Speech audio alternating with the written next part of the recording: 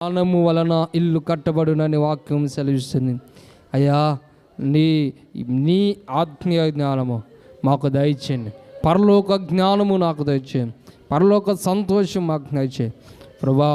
ఇగో కుటుంబములోనైనా మా జీవితంలో కానీ సమాజంలో కానీ ప్రతి విధమైన వ్యతిరేకమైన అయా మాకు వ్యతిరేకమైనటువంటి అయా పనులు మా మీదకు దాడులు చేస్తుండగా ఎలా ఎదురొడ్డి నిలవాలో, ఎలా బలము కలిగి జీవించాలో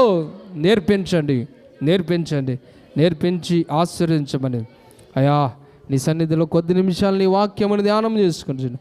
మీరే నాతో మాతో అందరితో మాట్లాడి మాకు కావాల్సిన ఆత్మీయ ఆహారము దయచేయమని నజరేయుడైన యేసుక్రీస్తు వారి అతి శ్రేష్టమైన నామమును అడిగి వేడుకొంటున్నాం తండ్రి. ఆమేన్, ఆమేన్, ఆమేన్.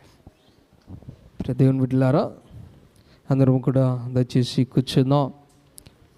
దేవుడు మహాకృపను బట్టి మన జీవితంలో ఏర్పాటు చేసిన ఈ నూతనమైన నెలను బట్టి దినమును బట్టి ప్రార్థన చేద్దాం. అందరు దేవునికి స్తోత్రం చేద్దాం. హల్లెలూయా, హల్లెలూయా, హల్లెలూయా. మంచిది పిల్లారా, ఈ యొక్క ఉదయకాల సమయంలో కొద్ది నిమిషాలు దేవుని వాక్యమును ధ్యానం చేసుకొని ప్రార్థన చేసుకుందాం.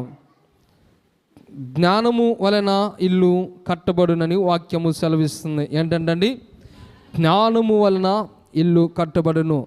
ఇంకొక వాక్యము మనకి అందరికీ పరిచయమైన వాక్యము, జ్ఞానవంతురాలు తన ఇల్లు కట్టుకొనును. హల్లెలూయా. ఏంటంట? జ్ఞానవంతురాలు తన ఇల్లు కట్టుకొనును అని దేవుని వాక్యము సెలవిస్తున్నది. ప్రియ దేవుని బిడ్డలారా, మరి ఈ ఉదయకాల సమయంలో మనం నేర్చుకొని ఉన్నాం. దేవుడు మనము అందరము కూడా ఏం కలిగి ఉండాలని కోరుతున్నాడు? జ్ఞానము కలిగి జీవించాలని కోరుకుంటున్నాడు. అదే విధముగా బలవంతులుగా ఉండాలని కోరుకుంటున్నాడు. అదే విధముగా తెలివిగల వారంగా ఉండాలని కోరుకుంటున్నాడు. అదే విధముగా శక్తిమంతులుగా ఉండాలని కోరుకుంటున్నాడు.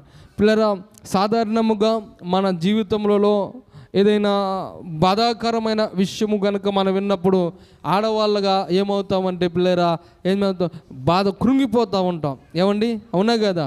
వినకూడనివైన దృశ్యాలు విన్నప్పుడు, లేకపోతే ఏవైనా విషయాలు మనం విన్నప్పుడు ఊరికినే కృంగిపోతూ ఉంటాం, మనలో మనము బాధపడుతూ ఉంటాం. అట్లాంటి సమయములలో దేవుడు అంటున్నాడు కదా, బలము కలిగి జీవించమంటున్నాడు, శక్తి కలిగి జీవించమన్నాడు.